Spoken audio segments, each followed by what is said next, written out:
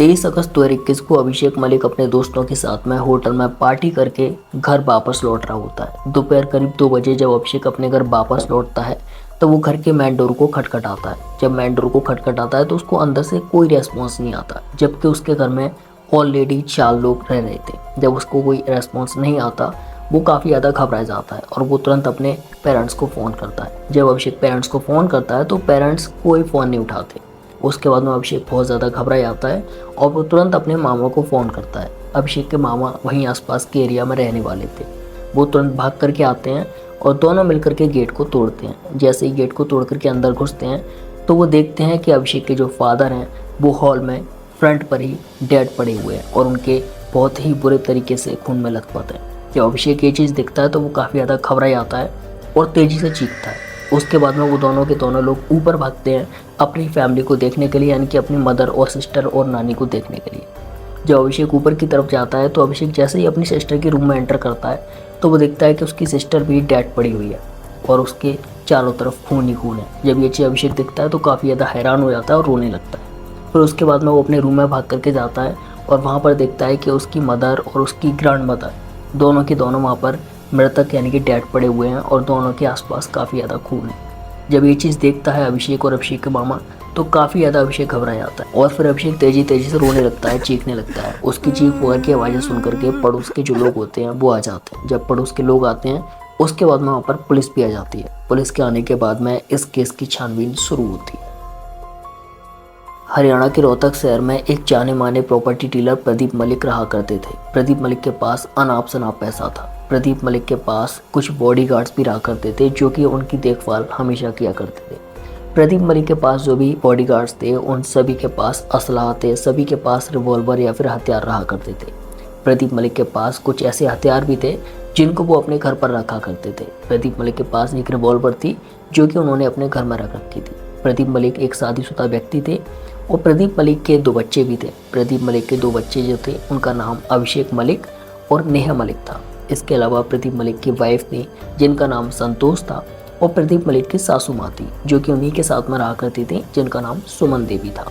ये सभी के सभी लोग प्रदीप मलिक के साथ ही रहा करते थे अपने इस घर में जहाँ पर कि प्रदीप मलिक रहते थे हरियाणा के रोहतक शहर के विजयनगर इलाके में। प्रदीप मलिक के पास जो रिवॉल्वर थी जो कि उन्होंने अपने घर में रख रखी थी, उस रिवॉल्वर को चलाना उन्होंने अपने घर के सभी सदस्यों को सिखा रखा था ताकि अगर कोई भी ऐसी अनहोनी हो तो वो अपने आप को बचा सकें रिवॉल्वर के सहारे से। इसीलिए प्रदीप मलिक ने अपने बेटे को, अपनी बेटी को और अपनी पत्नी को रिवॉल्वर चलाना सिखा रखा था। लेकिन इस रिवॉल्वर के पीछे का राज जो था वो आपको जान करके बहुत ज़्यादा हैरानी होगी। आज की रात मजा प्रदीप मलिक के दोनों ही बच्चे स्टडी कर रहे थे। अभिषेक जिसकी उम्र 20 साल थी और नेहा जिसकी उम्र 19 साल थी। अभिषेक ने 12th के बाद में दिल्ली के एक कॉलेज में अपना कोर्स करने के लिए एडमिशन ले लिया और अभिषेक वहां पर कोर्स करने के लिए चला गया था। अभिषेक जब वहां से वापस आया उसके बाद में अभिषेक के कुछ हालचाल बदल चुके थे। अभिषेक जब वापस घर आया उसके बाद में वो अपने दोस्तों के साथ ज़्यादातर रहना शुरू कर देता है और अपने दोस्तों के साथ में पार्टी, घूमना फिरना, ये सारी चीज़ें शुरू कर देता है। एक दिन अभिषेक अपने दोस्तों के साथ होटल में पार्टी करके दोपहर 2 बजे करीब घर वापस लौटता है। वो दिन होता है 23 अगस्त 2021 का। जब अभिषेक अपने घर वापस लौटता है तो वो मेन डोर को बजाता है। जब मेन डोर को बजाता है, खटखटाता है तो उसको अंदर से कोई रेस्पॉन्स नहीं आता। जब वो अपने मामा के साथ में अंदर एंटर करता है तो वो वहाँ पर देखता है कि उसके सभी फैमिली मेम्बर्स मरे पड़े हुए हैं और सभी को बहुत बुरे तरीके से मारा गया है। पूरा घर जो था वो खून में लथपथ हो रहा था। जहाँ पर भी वो लोग पैर रख रहे थे वहाँ पूरे तरीके से खून ही खून था और पूरी तरफ खून का जो गूदा होता है वो पड़ा हुआ था, इनकी पल्प जो होता है। जब अभिषेक ये चीज़ें दिखता है तो वो काफ़ी ज़्यादा हैरान था। पुलिस इस चीज़ की जांच कर ही रही थी लेकिन पुलिस को कोई भी किसी भी तरीके का सबूत हाथ नहीं लग रहा था। पुलिस काफ़ी ज़्यादा परेशान थी। पुलिस के पास किसी भी तरीके का कोई सबूत नहीं था। प्रदीप मलिक के काफ़ी बड़े और जाने माने प्रॉपर्टी डीलर थे लेकिन उनका कोई भी किसी भी तरीके का दुश्मन नहीं था। जब पुलिस ने इस चीज़ की इन्वेस्टिगेशन की तो पुलिस को किसी भी तरीके का ऐसा सुराग नहीं मिला जिससे ये पता किया जा सके कि प्रदीप मलिक के परिवार को उनके किसी दुश्मन ने मारा है। इसके अलावा पुलिस जो थी वो इस चीज़ को लेकर भी काफ़ी ज़्यादा कन्फ्यूज थी और काफ़ी ज़्यादा सोच रही थी, इस चीज़ के बारे में विचार कर रही थी कि अगर अभिषेक की फैमिली को मारा गया है तो अभिषेक को क्यों नहीं मारा गया। इस चीज़ को लेकर के पुलिस के दिमाग में काफ़ी ज़्यादा डाउट्स थे। तभी पुलिस कई बार अभिषेक को अपने पास थाने में बुलाती है और उससे पूछताछ करती है। इन्वेस्टिगेशन के दौरान जब अभिषेक पुलिस के पास जाता है और पुलिस से बातचीत करता है तो उस समय पर पुलिस अभिषेक की बॉडी लैंग्वेज को पहचानने की कोशिश करती है। जितनी बार अभिषेक पुलिस के पास जाता है पुलिस उतनी बार अभिषेक की बॉडी लैंग्वेज को पहचानने की कोशिश करती है कि अभिषेक कहीं कुछ गलत तो नहीं बोल रहा। तभी पुलिस को पता लगता है कि अभिषेक जो है वो लड़के की तरह कम और लड़कियों की तरह ज़्यादा बात करता है। इसके अलावा अभिषेक का चलने का तरीका, उसका बात करने का तरीका, उसका हर तरीका लड़कियों से ज़्यादा सिमिलर है। जब पुलिस इस चीज़ को देखती है तो पुलिस को थोड़ा सा डाउट वहाँ पर शुरू होता है। उसके बाद में अभिषेक के जितने भी दोस्त होते हैं उससे पुलिस पूछताछ करने लगती है। तभी अभिषेक के कुछ दोस्त बताते हैं कि अभिषेक जो है वो लड़का नहीं है, वो गे है, उसको लड़कों में ज़्यादा इंटरेस्ट है और वो लड़कों में ज़्यादा दिलचस्पी रखता है। जब अभिषेक के बारे में पुलिस को ये चीज़ पता चलती है तो पुलिस का डाउट यहाँ पर क्लियर हो जाता है और पुलिस समझ जाती है कि अभिषेक जो है वो लड़का नहीं है बल्कि गे है। जब अभिषेक के बारे में ये चीज़ पता चलती है तो पुलिस तुरंत अभिषेक के घर पर जाती है और बिना देरी करे हुए अभिषेक को उठा करके थाने ले आती है। जब अभिषेक को थाने लाया जाता है तो उसका फ़ोन छीन लिया जाता है। फ़ोन छीनने के बाद में जांच पड़ताल की जाती है और जब जांच पड़ताल की जाती है तो पता चलता है कि अभिषेक के फ़ोन में एक नंबर है जो कि कार्तिक लटवाल के नाम से है और इस कार्तिक लटवाल से अभिषेक ने सबसे ज़्यादा बात की है। इसके अलावा उससे कुछ व्हाट्सएप पर मैसेज भी किए गए हैं जो कि काफ़ी ज़्यादा अश्लील हैं। जब इस तरीके की एक्टिविटीज़ पुलिस देखती है तो पुलिस समझ जाती है कि अभिषेक और कार्तिक के बीच में कोई ना कोई रिलेशनशिप है। जब ये चीज़ पुलिस को पता चलती है तो पुलिस इस चीज़ की और भी ज़्यादा जांच पड़ताल करती है और गहराई से इस चीज़ के बारे में पता करती है। अब इस केस में ऐसा टर्न आने वाला है जो आपको पूरी तरीके से शॉक्ड कर देगा। अभिषेक मलिक की फैमिली को किसने मारा था और कार्तिक लटवाल कौन है? क्या इसी ने अभिषेक मलिक की फैमिली को मारा था? आइए जानते हैं इस पूरी कहानी को। पुलिस को जब अभिषेक के खिलाफ कई सारे सबूत मिलते हैं तो पुलिस अभिषेक के खिलाफ काफ़ी सख्ती से पेश आती है और जब अभिषेक के खिलाफ काफ़ी सख्ती से पेश आती है तो अभिषेक सारे गुनाहों को कबूल करना शुरू कर देता है। आइए जानते हैं अभिषेक क्या क्या चीज़ें बताता है। अभिषेक पुलिस को बताता है कि 12th के बाद जब वो कोर्स करने के लिए दिल्ली जाता है तो वहाँ पर उसकी मुलाकात होती है कार्तिक लटवाल नाम के एक लड़के से। जब उससे मुलाकात होती है तो वो भी एक गे होता है और अभिषेक भी एक गे था। दोनों के बीच में काफ़ी ज़्यादा रिलेशनशिप हो जाती है और दोनों एक दूसरे के काफ़ी ज़्यादा करीब आ जाते हैं। करीब आने के बाद में दोनों लोग काफ़ी ज़्यादा एक दूसरे के साथ में घूमने लगते हैं और काफ़ी ज़्यादा एक दूसरे के साथ में रहने लगते हैं। इसके बाद में दोनों का जो कोर्स होता है वो कंप्लीट हो जाता है और कोर्स कंप्लीट होने के बाद में अभिषेक वापस से रोहतक आ जाता है। अभिषेक रोहतक आ जाता है और कार्तिक लटवाल अपने घर वापस चला जाता है। लेकिन दोनों एक दूसरे से मिलना बंद नहीं करते। अभिषेक बार बार कार्तिक से मिलने जाता था और कार्तिक बार बार अभिषेक से मिलने आता था। दोनों लोग एक साथ होटल में नाइट आउट करते, पार्टी करते और एक साथ में काफ़ी ज़्यादा घुमा फिरा करते थे। लेकिन घर वालों को कुछ भी ऐसा नहीं पता था। कुछ समय के बाद में अभिषेक मलिक कार्तिक को अपने घर पर लेकर के आता है और उसको as a best friend represent करता है अपनी फैमिली के सामने और कहता है कि ये कार्तिक है और ये मेरा बेस्ट फ्रेंड है, इसने दिल्ली में मेरे साथ में कोर्स किया है। जब ये चीज़ अपनी फैमिली से बोलता है तो कब अभिषेक मलिक के फैमिली के लोग जो होते हैं वो कहते हैं चलो कोई बात नहीं है, तुम्हारा एक बेस्ट फ्रेंड है, तुम इसको अपने घर पर ला सकते हो और तुम्हें इसके घर पर लाने की परमिशन दे देते हैं। अभिषेक मलिक जब कार्तिक लटवाल को अपने घर में as a best friend represent करता है उसके बाद में अभिषेक कार्तिक लटवाल को अपने घर पर बुलाना शुरू कर देता है। कार्तिक लटवाल जो होता है वो अभिषेक के घर पर काफ़ी दिनों तक, काफ़ी हफ्तों तक, इवन काफ़ी दिनों तक अभिषेक के घर पर ही रहता है। दोनों एक साथ में रहते हैं, एक रूम में रहते हैं, टाइम स्पेंड करते हैं, नाइट आउट करते हैं। लेकिन उनके घर वालों को ऐसी कोई भी भनक नहीं थी कि दोनों गे हैं और दोनों के बीच में समलैंगिक रिश्ते हैं।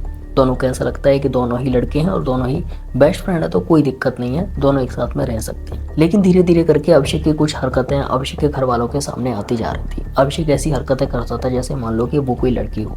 इस चीज़ को अभिषेक के घर वाले नोटिस करते हैं और अभिषेक की जो सिस्टर होती है छोटी, जिसका नाम नेहा मलिक होता है, वो इस चीज़ को काफ़ी ज़्यादा सीरियस ले लेती है। जब वो इस चीज़ को काफ़ी ज़्यादा सीरियस लेती है तो वो इस चीज़ के बारे में और भी ज़्यादा जांच पड़ताल करने की कोशिश करती है। कुछ दिनों के अंदर ही नेहा मलिक को पता चलता है कि अभिषेक मलिक ने इंस्टाग्राम पर कुछ वीडियोस डाली हुई हैं जहाँ पर कि उसने इस तरीके से रिप्रेजेंट किया है खुद को जैसे कि वो कोई लड़की हो। जब ये चीज़ देखती है नेहा मलिक तो वो काफ़ी ज़्यादा शॉक्ड हो जाती है और उसको ट्रस्ट हो जाता है कि कहीं ना कहीं मेरा जो भाई है अभिषेक मलिक वो गे है। लेकिन इस चीज़ को कंफर्म करने के लिए वो और भी ज़्यादा इस चीज़ की गहराई में जाती है। जब गहराई में जाती है तो उसको पता चलता है कि कार्तिक लटवाल जो है वो भी गे है। जब ये चीज़ पता चलती है तो वो श्योर हो जाती है कि इन दोनों के बीच में समलैंगिक रिश्ते हैं। जब नेहा मलिक को ये चीज़ कंफर्म हो जाती है तो उसके बाद में वो अपने पेरेंट्स को ये चीज़ बताती है और कहती है कि अभिषेक मलिक जो है वो गे है, साथ ही साथ में जो कार्तिक लटवाल है वो भी गे है और इन दोनों के बीच में समलैंगिक रिश्ते हैं। जब ये चीज़ पता चलती है पेरेंट्स को तो पेरेंट्स काफ़ी ज़्यादा गुस्सा करते हैं अभिषेक मलिक पर और कार्तिक लटवाल का अपने घर आना बंद कर देते हैं। उसके बाद में अभिषेक मलिक के जो फादर होते हैं वो अभिषेक मलिक पर बहुत ज़्यादा सख्ती करते हैं और उसको घर से बाहर निकलना बंद कर देते हैं। इतना ही नहीं बल्कि उसका फ़ोन भी छीन लेते हैं और उसको फ़ोन पर कार्तिक लटवाल से या फिर किसी भी लड़के से बातचीत नहीं करने देते। काफ़ी समय बीतने के बाद में अभिषेक मलिक अपने फादर के पास जाता है और उनसे 6 लाख रुपए की डिमांड करता है। अभिषेक मलिक अपने फादर से कहता है कि मुझे 6 लाख रुपए की ज़रूरत है, मैं अपने जेंडर का रीअसाइनमेंट कराना चाहता हूँ, मतलब कि अपने जेंडर को चेंज कराना चाहता हूँ। जब फादर को ये चीज़ पता चलती है तो फादर काफ़ी ज़्यादा गुस्सा करते हैं और वो साफ साफ मना कर देते हैं कि हम तुझे किसी भी तरीके से रुपए नहीं देंगे और ना तुझे हम घर से बाहर जाने देंगे। अभिषेक मलिक में कुछ थप्पड़ भी लगाए जाते हैं उसके फादर के द्वारा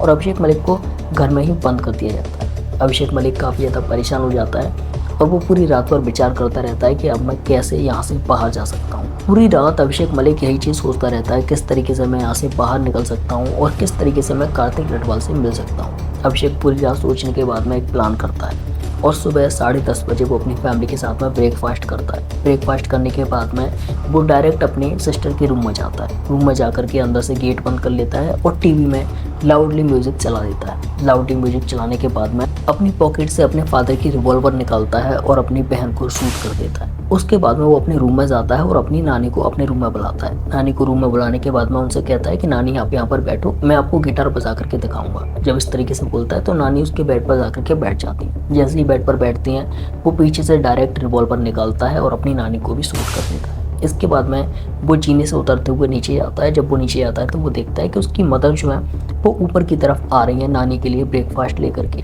तभी अभिषेक अपनी मदर को कहता है कि नानी मेरे रूम में है, आप मेरे रूम में आ जाओ। जैसे ही अभिषेक की मदर अभिषेक के रूम में पहुंचती हैं और वो देखती हैं कि नानी मरी पड़ी हुई हैं तो वो तुरंत चीखने की कोशिश करती हैं। जैसे ही वो चीखने की कोशिश करती हैं अभिषेक मलिक तुरंत रिवॉल्वर निकाल करके उनको भी शूट कर देता है। ये 3 मर्डर करने के बाद में अभिषेक जीने से उतरता हुआ नीचे आता है और रिवॉल्वर को पीछे लगा लेता है। जैसे ही नीचे आता है तो वो देखता है कि हॉल में उसके फादर फ़ोन पर किसी के साथ में मीटिंग कर रहे हैं। जब वो देखता है कि उसके फादर फ़ोन पर किसी के साथ में मीटिंग कर रहे हैं तो वो उस समय शांत रहता है। फादर की मीटिंग खत्म होने के बाद में जैसे ही फादर उसकी तरफ देखते हैं वो तुरंत उनके पास जाकर के उनको भी शूट कर देता है। सभी को मारने के बाद में अभिषेक मलिक अपने बॉयफ्रेंड कार्तिक लटवाल से मिलने के लिए होटल चला जाता है और काफ़ी समय तक उसके साथ में और एक दोस्त के साथ में मिलकर के वहाँ पार्टी करता है और करीब 2 बजे घर पर वापस लौटता है। और वापस लौटने के बाद में ये पूरा ड्रामा क्रिएट करता है जैसे कि ये सारा का सारा क्राइम किसी और ने किया हो और खुद मासूम बन करके ये सारे के सारे क्राइम को बचाने की कोशिश करता है और खुद को बचाने की कोशिश करता है। 1 सितंबर 2021 को पुलिस अभिषेक मलिक को गिरफ्तार कर लेती है, साथ ही साथ में कार्तिक लटवाल को भी गिरफ्तार कर लेती है। इसके अलावा पुलिस छानबीन करती है कि कोई और तो इन लोगों के साथ में नहीं मिला हुआ। हालांकि और कोई नहीं मिलता है पुलिस को और पुलिस इन दोनों को गिरफ्तार कर लेती है। दोस्तों आप लोग वीडियो में कमेंट करके ज़रूर बताइएगा कि आज की ये क्राइम स्टोरी आपको कैसी लगी। मैं आप सभी लोगों को एक सेंटेंस देना चाहता हूँ, अगर आपके दिमाग में कभी भी कोई चीज़ नेगेटिव आती है तो आप इस सेंटेंस को जरूर याद रखिएगा। ये सेंटेंस है कि अपराधी कितना भी शातिर हो लेकिन वो एक ना एक दिन कानून के पिंजड़े में फंसता ज़रूर है। आप सभी लोगों से मेरी रिक्वेस्ट है कि किसी भी तरीके के क्राइम को करने से बचें। अगर आपके सामने कोई भी किसी भी तरीके की समस्या आ रही है तो उसे अपने पेरेंट्स के सामने, अपनी फैमिली के सामने रखें और वो लोग अगर सॉल्व करने में असमर्थ हैं तो पुलिस तक इस चीज़ को पहुँचाएँ। मिलते हैं अगली वीडियो में, तब तक के लिए bye bye. Thank you so much.